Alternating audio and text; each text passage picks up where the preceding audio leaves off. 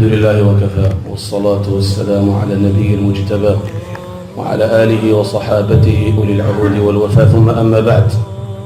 هذا داء ودرهرج يرق في الأمة، المصيبة فرق في الأمة يخصنا غدوة. يقر النبي صلى الله عليه وسلم الحديث عند ابن ماجه بسند صحيح، يقر النبي: إذا تبايعتم بالعينة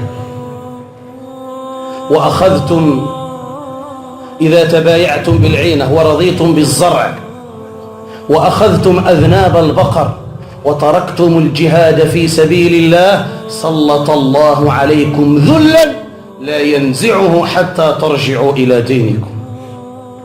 إذا رضيتم بالعينة، قال العينة نغلا قالت هي الربا، ما لا خدم مشاراهم زي الربا. السبب من ذورغا إلى هذه التعبير يخونني بعض المرات، إلى هذا الذل الذي نحن فيه. السبب مزوال الربا، العينة نوع من أنواع الربا.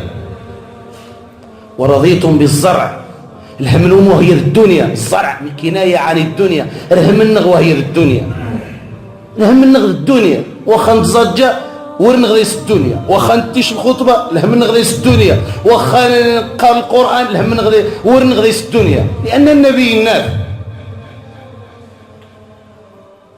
وأخذتم أذناب البقر، البقر قد يفونس، يعني أغلب الأمة لهم الناس جيت نزل علم، يعني قالنا تفسير الحديث العلماء عاوز الربهاية لهم من سلوى التجارة ديال السواق الربهاية كذا جين العلم. وأخذتم أذناب البقر وتركتم الجهاد في سبيل الله. أنا لا أقصد الجهاد بالسيف، هذا ليس من اختصاصي، هذا من اختصاص السلطان. أنا أقصد جهاد النفس عن الحرام. ولهذا جاء رجل إلى النبي صلى الله عليه وسلم فقال: يا رسول الله، قد اكتتبت في غزوة كذا وكذا وامرأتي خرجت حاجة. قال: اذهب فحج مع زوجتك. الجهاد هذا الجهاد بعد ثدر فينو، هذا الجهاد غيس الطمغة فينو تشجرانينو. أريد الجهاد يا رسول الله. صار الجهد يسديش غير النبي. الناس ما غاك الحاجة الدرن عاد الوالد الوالدين النسوة الناس ففيهما فجاهد. الرضا الوالدين هم يقال الجهاد. هذا الجهاد غير سينو خل حرام مش ما يتجا، هذا الجهاد أعد سينو خل حرام مش ما يتجا، هذا الجهاد غمزو غينو خل حرام هم يقال الجهاد. أما جهاد السيف هذا نظام من اختصاص السلطان ليس من اختصاصي.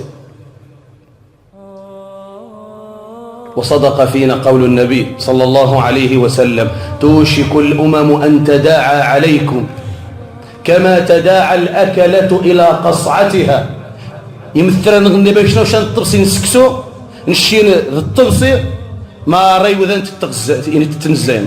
توشك أن تداعى، الحديث صحيح، الأمم كما تداعى الأكلة إلى قصعتها. فقال قائل: أو من قلة نحن يومئذ يا رسول الله؟ من يريد روسي نسن النبي الله، بل أنتم يومئذ كثير، مليار وثلث المليار، ولكنكم ذوالو.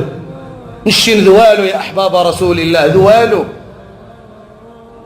نتقلد يذاين قارو ذنسن ذمشان سن ذي شرين سن، وهم أعداء لنا فلن يرضون عنا والعياذ بالله. ولكنكم غثاء كغثاء السيل، ولينزعن الله من صدور عدوكم المهابة منكم. تفذير من ذذين وزيهم تكذن شاء، وليقذفن في قلوبكم الوهن. فقال قائل: وما الوهن يا رسول الله؟ قال: حب الدنيا وكراهية الموت. من هو يميجن ويجيش. ورب العزة صدق فينا قول رسول الله، وهو الحل طول السنق أنا عقبها الإسلام النغ باش تغى يعبد النبي والصحابة، باش تغى الإسلام مزوال. كذلك وانت تغشت الدعاء، لأنه الدعاء في الثلث الأخير من الليل أو في السجود جلالة ربي سبحانه وتعالى. ولهذا جاء في الحديث الصحيح: أنا متغفغن يأجوج ومأجوج، شان المخلوقات عظيمة جدا وهذا سنزمر إلا ربي سبحانه وتعالى. سيدنا عيسى ويزم وهذا سنزمر شاء في آخر الزمان، حديث صحيح. وهذا سنزمل سيدنا عيسى عليه السلام ذي المؤمنين ما من غقم الدعاء يدعى سيدنا عيسى ربي سبحانه وتعالى شرب يستجب مثل مار دعاء. كذلك في عهد عمر رضي الله عنه لما أراد المسلمون وكان على رأسهم وقائدهم أبو موسى الأشعري من زيارة من هرمز وجيبوا زي السلاح وجيبوا يسفك الدماء وإنما هزم الكفار بالدعاء. فكان البراء بن مالك رضي الله عنه مستجاب الدعاء يدعى ربي يستجب ربي. أنت عصيد رب العالمين هذا نغير فعز تجيب جار الأمم أنت ربي سبحانه وتعالى أن يحرر الأقصى والقدس من أيدي اليهود المعتدين من أيدي اليهود الغاصبين. كذلك أنا لي ذو مثل يشين وجهه ذو مثل يبسم من مارا كل من يسجبه أنت من غجران المسلم والمسلم. ولهذا يقول النبي صلى الله عليه وسلم إذا التقى المسلم والمسلم بسيفيهما فقال النبي القاتل والمقتول في النار.